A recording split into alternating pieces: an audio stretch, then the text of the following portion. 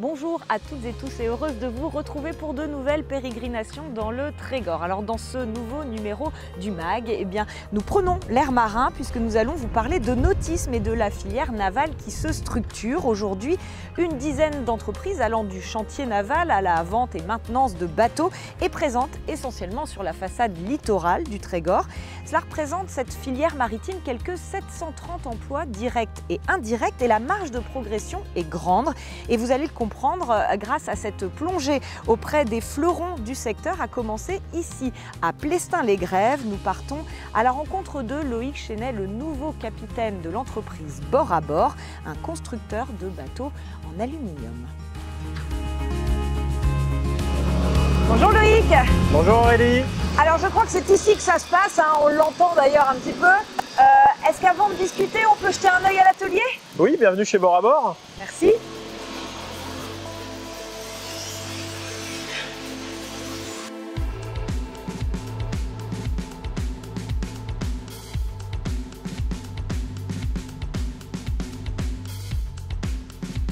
Bon, eh bien Loïc, on l'a compris, hein, ici on fabrique des bateaux en aluminium, non pas d'un mais de plusieurs types. Est-ce qu'on peut parler un peu de la spécificité de ces bateaux? Oui, alors Bord à Bord est un chantier spécialisé dans la fabrication de bateaux en aluminium de 5 à 20 mètres de long. Nous faisons beaucoup de bateaux professionnels, donc ça peut être des bateaux de plongée, des bateaux d'intervention, des bateaux de travaux maritimes, travaux subaquatiques. Et nous avons une gamme bateaux de plaisance. Et nous recommençons à faire aussi des voiliers d'aventure, de grands voyages. Donc là, on a plusieurs commandes en fabrication pour des voiliers de 15, 17 mètres, 14 mètres. Donc c'est très excitant. Voilà. On a ces bateaux dans l'aluminium. C'est Oui. quoi leurs caractéristiques techniques en fait? Alors les avantages de l'aluminium, c'est que c'est un matériau, on va dire, très durable dans le sens où il est composé déjà de 70% d'aluminium recyclé. Et on peut le recycler pratiquement à 100%. La durée de vie est beaucoup plus importante que d'autres matériaux. Finalement, on fait des bateaux qui sont insubmersibles et qui sont finalement réparables à l'infini. Ils sont fabriqués donc à la demande et ils partent sur toutes les mers du globe. Tout à fait. Alors on essaye de bien comprendre le métier du client si c'est du bateau professionnel ou le programme de navigation si c'est de la plaisance. Et ce que l'on va faire, c'est qu'on va beaucoup personnaliser le bateau afin qu'il réponde à un cahier des charges précis. Et c'est vrai qu'on a beaucoup d'exports, on a beaucoup de bateaux qui partent loin. Ouais, je vois Guinée-Bissau là. Ouais, on a 2 bateaux qui nous ont été commandés récemment pour le ministère de l'Agriculture de Guinée-Bissau. Pour remonter là ce sera du fluvial, c'est pour remonter les rivières principalement et atteindre les exploitations agricoles. Voilà. C'est une forme de reconnaissance du savoir-faire français, breton a fortiori. C'est quoi vraiment votre patte à vous chez Bord à Bord? Notre patte chez Bord à Bord, je dirais que c'est plutôt la patte des chaudronniers soudeurs qui sont dans l'atelier. On a une qualité de soudure qui est vraiment reconnue sur le marché.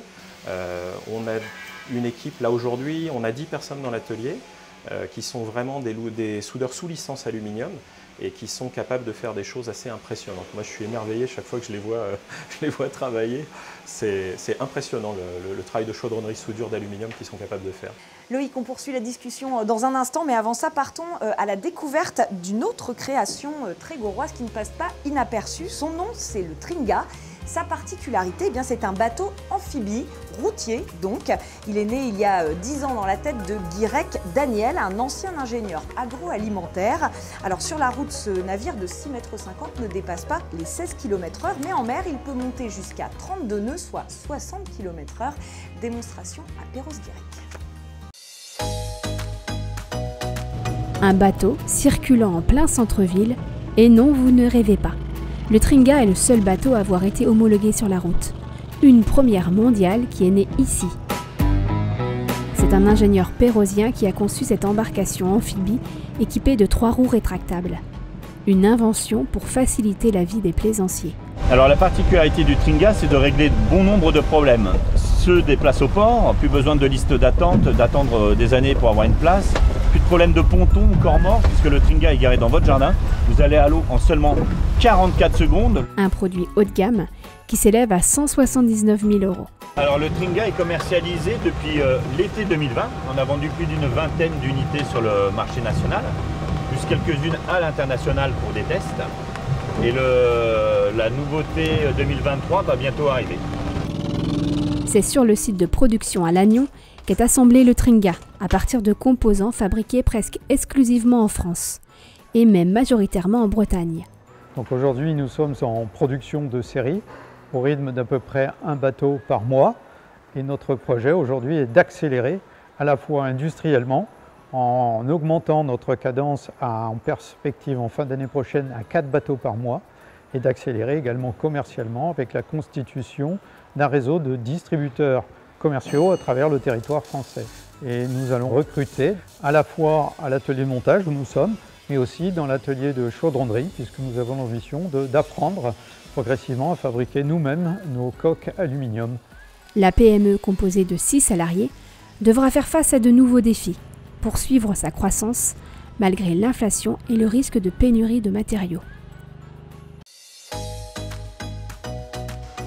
Alors Loïc, c'est plus qu'une question de jour maintenant avant que Bord à Bord n'étende ses quartiers ici dans ce nouvel entrepôt. Bon, l'idée c'est clairement d'être plus à l'aise. Hein.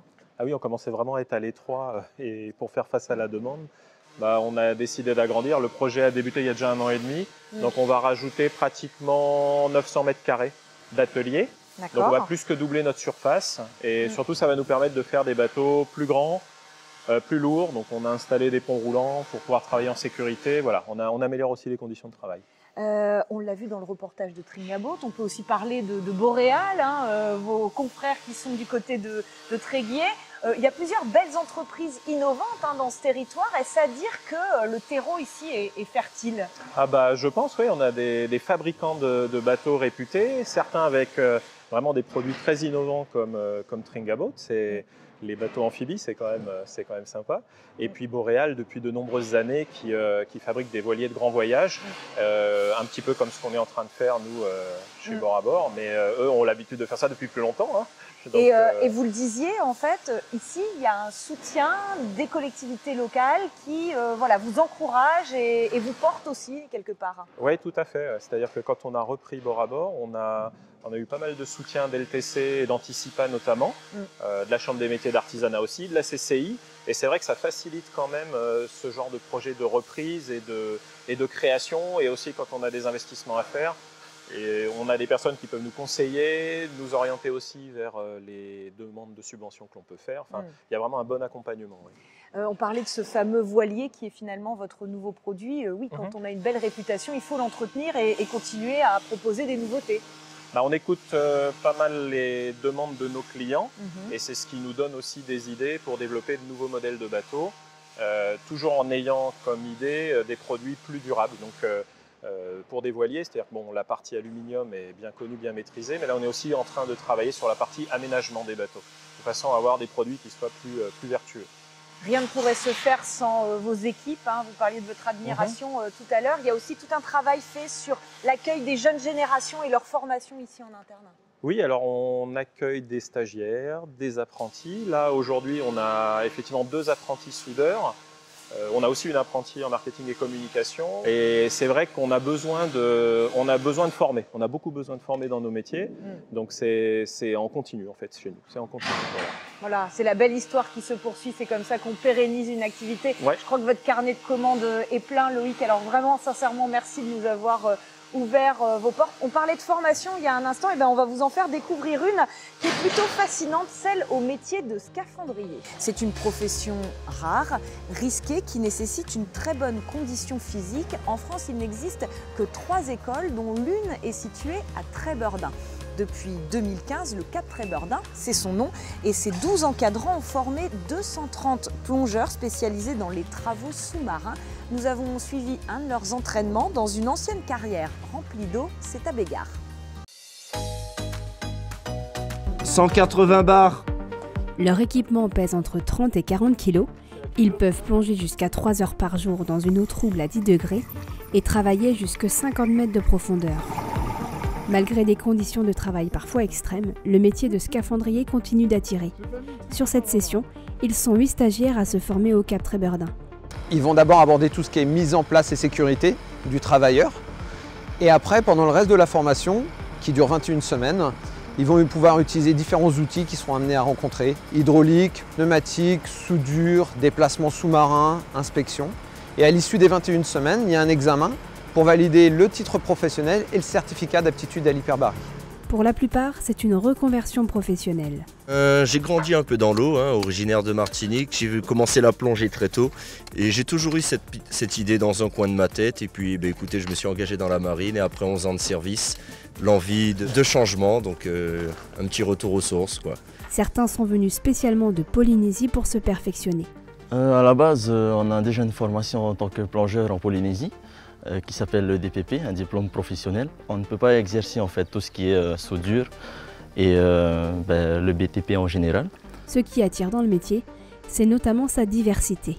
On peut être aujourd'hui amené à faire de la soudure et demain à faire du marteau-piqueur, à faire du béton, à faire de l'assemblage de vannes, à aller vérifier une coque de bateau. On a souvent l'habitude de dire que le scaphandrier c'est le couteau suisse du BTP. Il est capable de travailler et s'adapter à tout milieu en tout cas. Ok, si tu estimes que c'est bien là, reste là. On est très peu nombreux en France, entre 1500 et 2000 scaphandriers en activité. Ça reste malgré tout un secteur qui recrute énormément. La planète est constituée à 80% d'eau, donc au niveau du travail dans le milieu aquatique, c'est pas ce qui va manquer sur notre planète à l'avenir, surtout avec le développement des énergies renouvelables, avec les systèmes éoliennes en mer et hydroliennes dans l'eau. Les futurs scaphandriers seront amenés à travailler sur toute la France et à l'étranger. Voilà pour ce reportage. Et puis pour la petite anecdote, eh bien, sachez que Bord à Bord vient justement de livrer un bateau de plongée pour Cap Trébordin. Alors nous arrivons maintenant au terme de ce magazine. Bien sûr, il était très difficile d'être exhaustif et de présenter tous les acteurs de cette filière économique du maritime dans le Trégor. Alors on peut tout de même citer les chantiers navals Toen Nautique ou Gourenez Nautique qui s'agrandissent, qui étoffent leurs activités de port à sec, stockage, maintenance ou encore vente de bateaux. Et puis dans le Trégor, on aime aussi croiser les compétences et les filières au service de l'innovation et on peut évoquer à ce titre Antenea qui développe un concept de capsule d'habitation flottante, une sorte d'écolodge sur l'eau, à la fois pour de l'hébergement touristique ou de l'habitation. Affaire à suivre. Voilà, cette fois c'est bel et bien la fin de ce numéro du MAG Lannion Trégor et on se retrouve très vite pour d'autres aventures dans le territoire du Trégor.